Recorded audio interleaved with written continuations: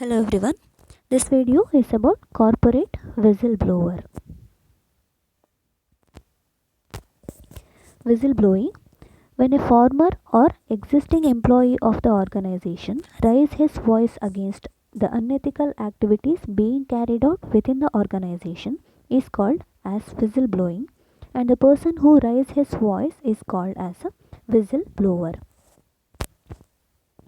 The misconduct can be in the form of fraud, corruption, violation of company rules and policies, all done to impose a threat to public interest. The whistleblowing is done to safeguard the interest of the society and general public for whom the organization is functioning. Business is related to society. Any activities that is taking place in the business is directly or indirectly connected to the society. Sometimes some business organization may involve themselves in unethical practices which will have a negative impact on the society. The former or the existing workers of the organization usually have idea about these unethical practices that is taking place in their business organization. They can come forward and give these informations to the public. If this happens, if a particular worker of the organization comes forward and gives information about the unethical practices that is taking place in their organization, he become a whistleblower and his act is called whistleblowing. It is a good action because it is done mainly to safeguard the interest of the society. Types of whistleblowers. There are different types of whistleblowers. Let's see one by one. First one, internal whistleblower. When the whistleblower reports the wrongdoings to the officials at higher position in the organization, the usual subjects of internal whistleblowing are disloyalty, improper conduct, indiscipline, insubordination or disobedience, etc. Here it is more like the existing worker giving information about the wrongdoing that is taking place at the lower level of authority to the higher officials of their organization. When this happens, the higher officials can take immediate correction actions and which can help them to solve the several problems that can take place in their organization. Internal whistleblowing: lower authority worker informing the wrongdoing that is taking place in the organization to the higher officials, that is internal whistleblowing.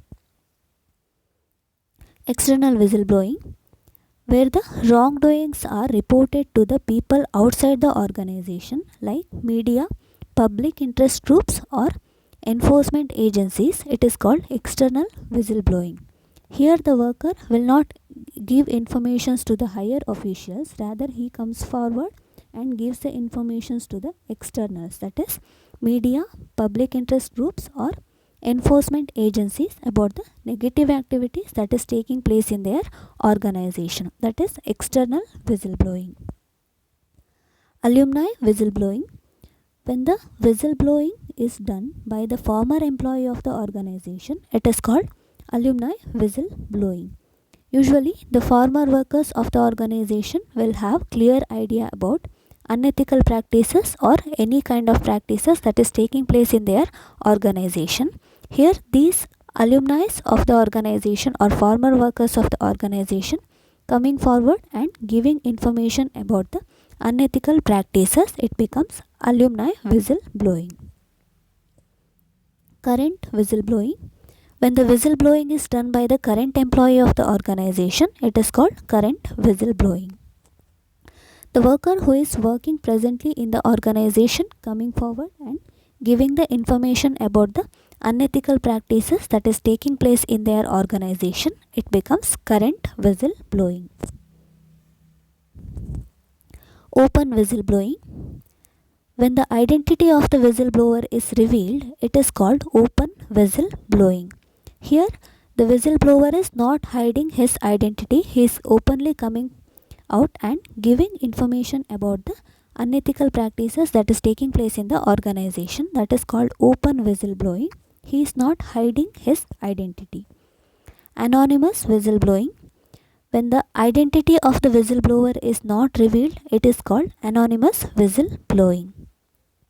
Whistleblowing can be considered as a dangerous or risky act for the whistleblower. It can cause severe consequences to the whistleblower. Due to this fear, if he hides his identity, then it becomes anonymous whistleblowing. Here, the identity of the whistleblower is hidden, not given to the public. Personal whistleblowing, where the organizational wrongdoings are to harm one person only, disclosing such wrongdoings is called personal whistleblowing. Here, the unethical practices that is taking place in the organization is affecting one individual, and he is coming forward and disclosing these unethical practices to the public. It is called personal whistleblowing. It is affecting himself personally. Impersonal whistleblowing, when the wrongdoing is to harm others, it is called impersonal whistleblowing. Here, the unethical practices are not affecting the whistleblower directly, but it is affecting other people, and he is coming forward and giving information about these wrong activities. It becomes impersonal whistleblowing. Government whistleblowing, when the disclosure is made about wrongdoings or unethical practices adopted by the officials of the government, it becomes government whistleblowing. The government officials may be doing some unethical practices. If a whistleblower comes forward and gives information about these unethical practices, it becomes government whistleblowing. Next is corporate whistleblowing. When the disclosure is made about the wrongdoings in a business corporation, it is called corporate whistleblowing. Any information about the negative activities that is taking place in a business corporation, it becomes corporate whistleblowing. These are the different types of whistleblowers: internal, external, alumni, current, open, anonymous, personal, impersonal, government, and corporate whistleblowings. Positive implications of whistleblowing. Whistleblowing has two-edged sword effect, as it brings positive and negative implications to the organization and society. Here, this whistleblowing can be considered as a two-edged sword because it has both positive and negative impact. Let's see the positive impact of whistleblowing. First one, reduction of organizational waste and mismanagement. Here, it is more related to internal whistleblowing.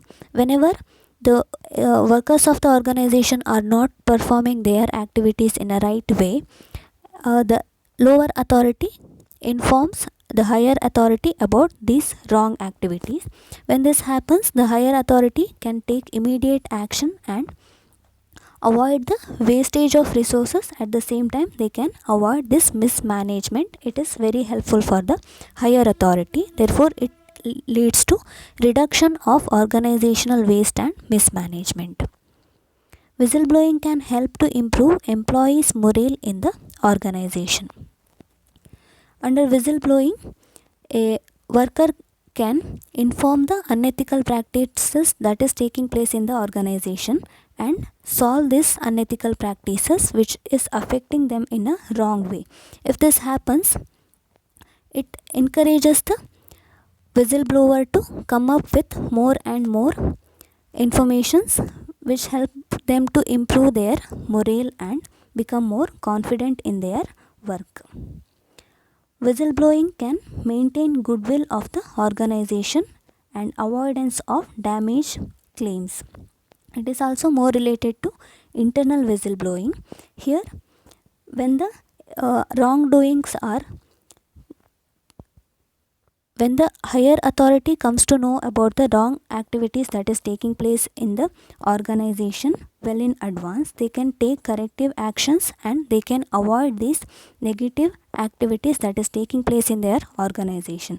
If these negative activities comes to the knowledge of the public, they may build a negative image about the company in their mind. Here, if the internal whistleblowing exists, the higher authority will come to know about these negative activities well in advance. They can avoid these negative activities. Thereby they can maintain their goodwill and they can avoid any damage claims in their organization. Whistleblowing will increase safety and well-being of the societal members. Here the information is given about unethical practices that is taking place in their organization. It is always helpful to maintain the safety and well-being of the societal members. Whistleblowing also help to promote the code of ethics to the society. Usually these whistleblowers are like the heroes who encourage better ethical practices in the society. This always create goodwill for the society. These are the different positive impacts that is created by whistleblowing in the society. Negative implications of whistleblowing. Whistleblowing may be considered as a threat to the authority structure and weaken the chain of command.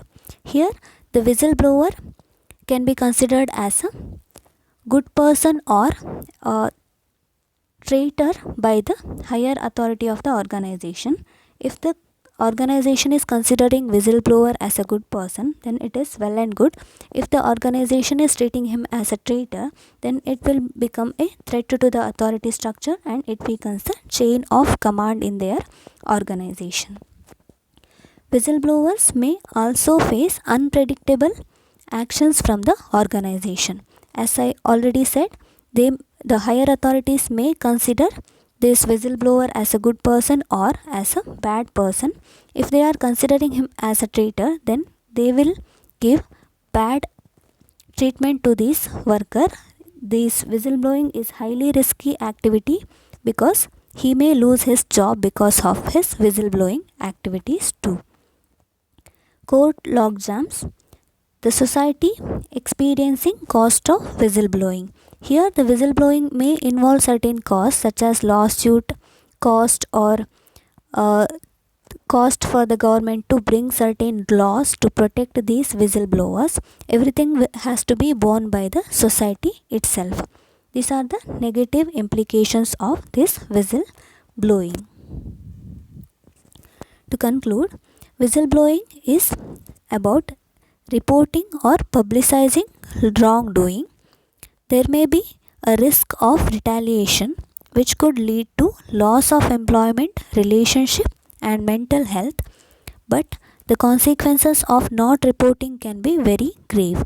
Therefore, whistleblowing rules and regulations should be enforced in order to protect the welfare of whistleblower as well as encouraging whistleblowing culture in the workplace. This is to ensure that an organization is always free from any fraudulent or illegal act that may harm the organization and jeopardize the society.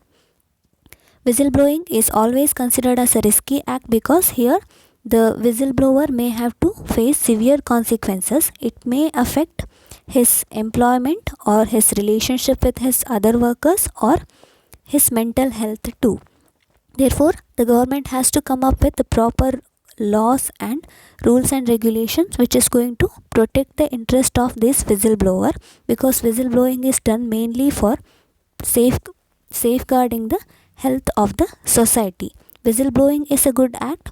This whistleblower has to be protected by the government. That is all about whistleblowing.